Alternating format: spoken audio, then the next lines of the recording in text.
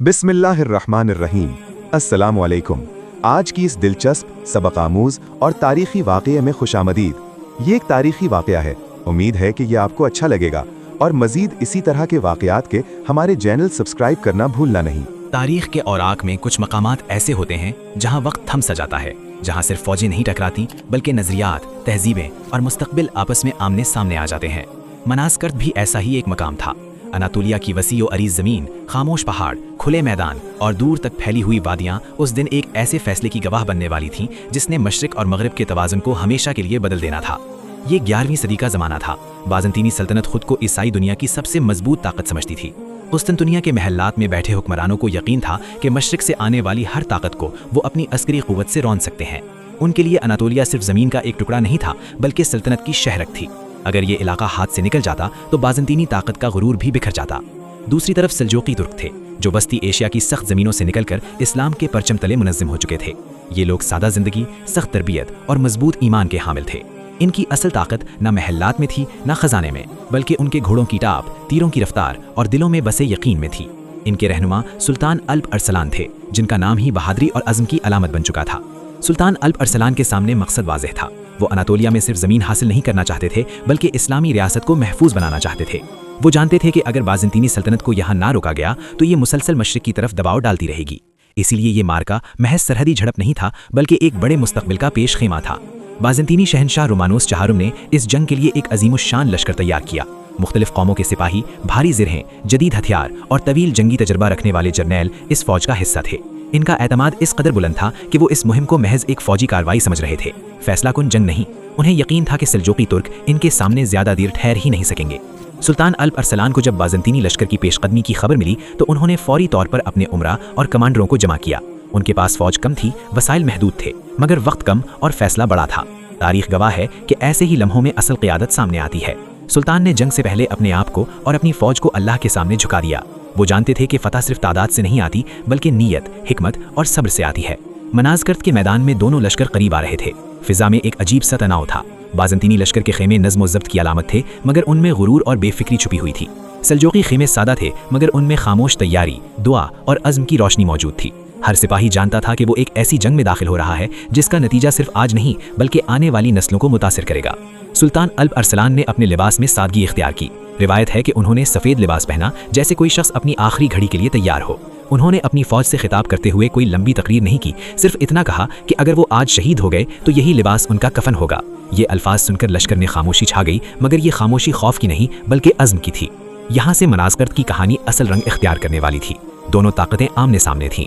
एक तरफ वो सल्तनत जो खुद को नाकाबिले शिकस्त समझती थी और दूसरी तरफ वो लश्कर जो अपने रब पर मुकम्मल भरोसा रखता था। अभी तलवारें नियाम में थीं, मगर तारीख के फैसले लिखे जा चुके थे। ये मार्का सिर्फ जंग नहीं था, ये एक इम्तिहान था। क़ियादत का इम्तिहान, ईमान का इम्तिहान और गुरूर व तवाज़ो के फ़र्क का इम्तिहान। मैदान तैयार था, सिपाही मौजूद थे और वक्त करीब था कि मनासकर्त का नाम तारीख में हमेशा के लिए सब्त हो जाए। जब मनासकर्त के मैदान में दोनों लश्कर आमने सामने सफारा हुए तो फिजा में एक अजीब सी संजीदगी छा गई। ये वो लम्हा था जहां वक्त जैसे ठहर गया हो। घोड़ों की हल्की हल्की टाप, जरहों की खनक और सिपाहियों की सांसों की आवाज़ें इस खामोशी को और भी भारी बना रही थीं। हर शख्स जानता था कि अब अल्फाज का वक्त ख़त्म हो चुका है। अब फैसला तलवार और हिकमत ने करना है। बाज़ंतीनी लश्कर अपनी तादाद और साजो सामान पर नाजा था।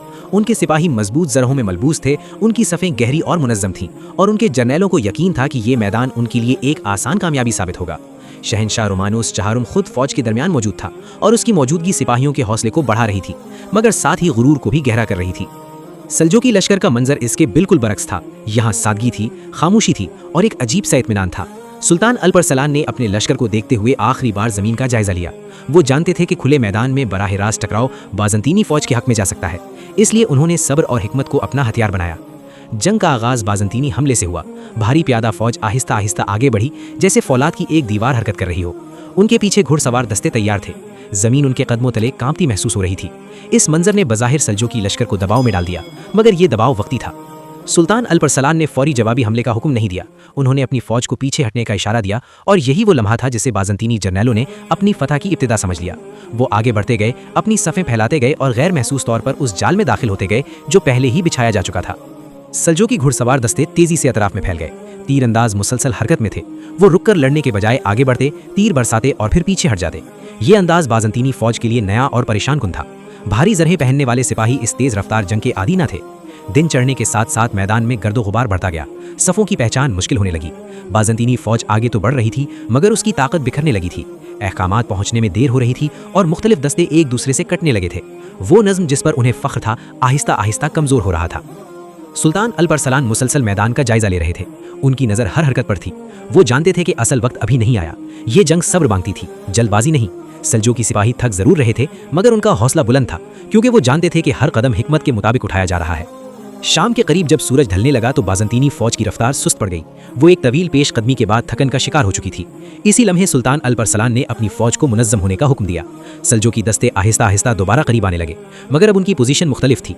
बाज़ंतीनी लश्कर को ये एहसास होने लगा कि वो जिस दुश्मन का पीछा कर रहे थे वो दरअसल उन्हें अपने हिसाब से हरकत करने पर मजबूर कर रहा था, मगर अब बहुत देर हो चुकी थी।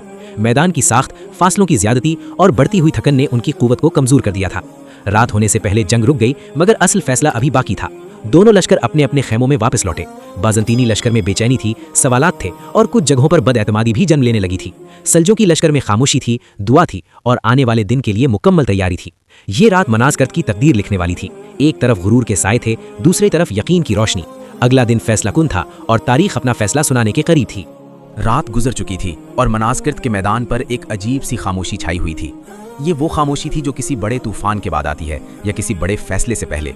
दोनों लश्कर जानते थे कि आज का दिन मामूली नहीं, आज वो सब कुछ होने वाला है जो आने वाली सदियों की बुनियाद रख देगा। फिजा में सर्दी थी मगर दिलों में आग दहक रही थी। सुल्तान अल परसलान फज्र के वक्त अपनी फौज के दरमियान खड़े थे। उन्होंने अल्लाह के हुजूर दुआ की, अपने हाथ उठाए और दिल की गहराई से मदद मांगी।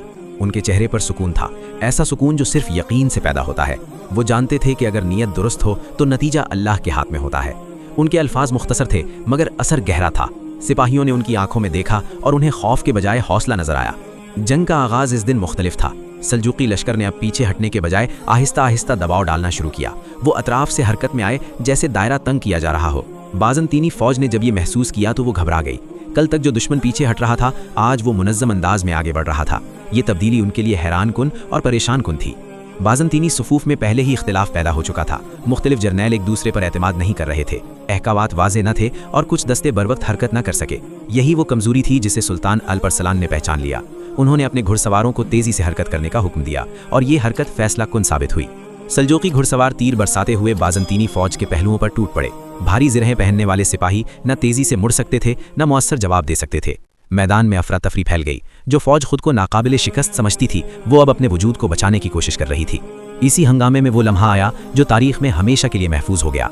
बाज़ंतीनी शहनशाह रोमानोस जहारुम अपने दस्ते से कट गया। उसके इर्द गिर्द मौजूद मुहाफिज या तो मारे गए या बिखर गए। सल्जूकी सिपाहियों ने उसे घेर लिया और चंद ही लम्हों बाद बाज़ंतीनी सल्तनत का शहनशाह कैदी बन चुका था।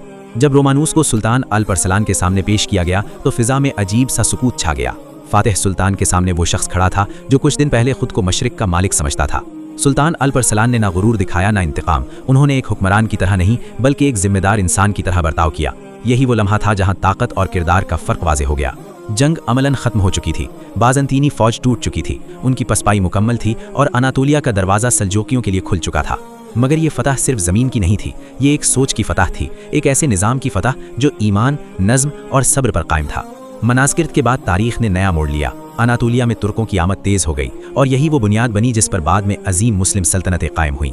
बाज़ंतीनी सल्तनत जो सदियों से खित्ते पर हावी थी अब दिफाई पोजीशन में चली गई। उनका गुरूर टूट चुका था और उनकी कमज़ोरी दुनिया पर आया हो चुकी थी। ये जंग हमें ये सबक देती है कि असल ताकत तादाद या असलहे में नहीं होती बल्कि क़यादत, हिकमत और यकीन में होती है। सुल्तान अल परसलान ने यह साबित किया कि जब मकसद वाज़े हो और दिल अल्लाह पर भरोसा रखता हो तो तारीख का धारा बदला जा सकता है। मनासकिर्द एक जंग नहीं, एक पैगाम है। ये पैगाम आज भी जिंदा है कि गुरूर आखिरकार शिकस्त खाता है और सब्र व ईमान हमेशा सुरखरू होते हैं। यही वजह है कि सदियों बाद भी मनासकिर्द का नाम एहतराम और इबरत दोनों के साथ लिया जाता है।